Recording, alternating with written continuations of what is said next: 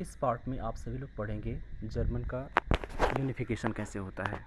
तो जर्मनी के यूनिफिकेशन के जो अलग अलग स्टेप्स हैं, उन अलग अलग पॉइंट्स पे हम थोड़ा सा डिस्कशन करने का प्रयास करेंगे। So let's understand about the process और let's understand about the different stages of the unification of Germany.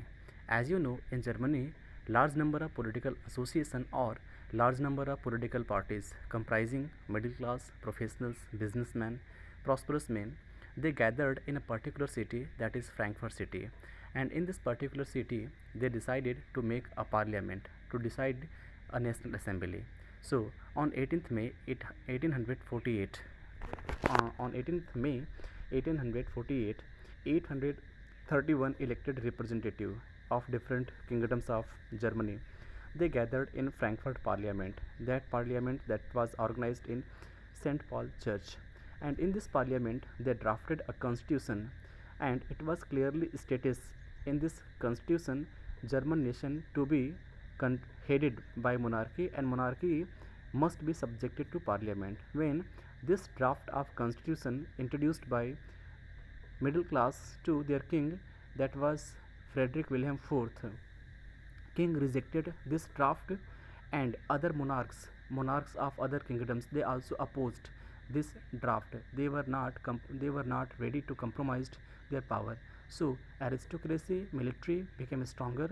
The role of middle class or parliament role became weak, and as you know, middle class who dominated in the parliament, gradually this lost the support as they resisted the demand of worker and artisans. So first attempt regarding to bring a sense of unification was made by liberal और middle class people in Germany. कहने का मतलब ये है कि Germany को एक राष्ट्र बनाने का प्रयास वहाँ के मिडिल क्लास के लोगों ने किया। कैसे किया? अलग अलग पॉलिटिकल पार्टियों के जो रिप्रेजेंटेटिव थे, अलग अलग पार्टियों में जो मेंबर थे वो अलग अलग बैकग्राउंड के थे। कुछ प्रोफेशनल्स थे, कुछ बिजनेसमैन थे, कुछ मर्चेंट्स थे। इन सभी लोगों ने 1848 को 831 इलेक्टेड रिप्रेजेंटेटिव, ये लोग क्या करते हैं, 831 जो इलेक्टेड रिप्रेजेंटेटिव थे जर्मनी के अलग अलग प्रोविंसेस से, ये फ्रैंकफर्ट पार्लियामेंट में इकट्ठा होते हैं। और ये पार्लियामेंट बनाया कहाँ गया? सेंट पॉल चर्च में। और इसी चर्च में पार्लियामेंट बना करके उन्होंने एक संविधान बनाया, एक संविधान को ड्राफ्ट किया, और उस संविधान में ये लिखा गया कि जर्मनी का जो प्रमुख होगा वो मोनार्क होगा, राजा होगा। लेकिन राजा जो है वह पार्लियामेंट के कंट्रोल में होगा, यानी जर्मनी में पार्लियामेंट और मोनार्की दोनों होगी। जर्मनी का जो प्रमुख होगा, मुखिया होगा, वो मोनार्की होगा, लेकिन जो पार्लियामेंट जर्मनी में होगी वो पार्लियामेंट मोनार्की को अकाउंटेबल होना होगा, यानी मोनार्की जो भी फैसला लेगी वह पार्लियामेंट के साथ डिस्कशन और अप्रूवल के बिना नहीं ले सकते। और जब इसी ड्राफ्ट को जर्मनी के जो अलग अलग रिप्रेजेंटेटिव थे, जब उन्होंने प्रशिया के किंग फ्रेडरिक विलियम फोर्थ को इस ड्राफ्ट को उनके सामने रखा, तो उन्होंने कहा नहीं, वो नहीं चाहेंगे कि जर्मनी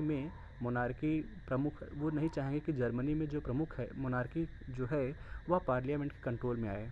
और प्रशिया के साथ साथ दूसरे जो प्रिंस थे उन्होंने भी इस ड्राफ्ट का अपोज किया, और ग्रेजुअली जो मिडिल क्लास या जो रिप्रेजेंटेटिव थे उनका जो सपोर्ट था वो कम हो गया। वो कम इसलिए हो गया क्योंकि उन लोगों ने, यानी जो मिडिल क्लास के लोगों ने वर्कर्स और आर्टिसन का डिमांड अपने एजेंडा में शामिल नहीं किया था। तो इस तरह से जो पहला अटेम्प्ट था जर्मनी के अलग अलग किंगडम्स को यूनाइट करने का, वह अटेम्प्ट फेल हो जाता है। लेकिन अपने आप में यह एक महत्वपूर्ण कदम था जर्मनी को एक राष्ट्र बनाने का। जर्मनी को पार्लियामेंट्री प्रिंसिपल्स या कह सकते हो कि पार्लियामेंट रूल्स के बेस पे जर्मनी को चलाने का एक महत्वपूर्ण प्रयास किया गया था।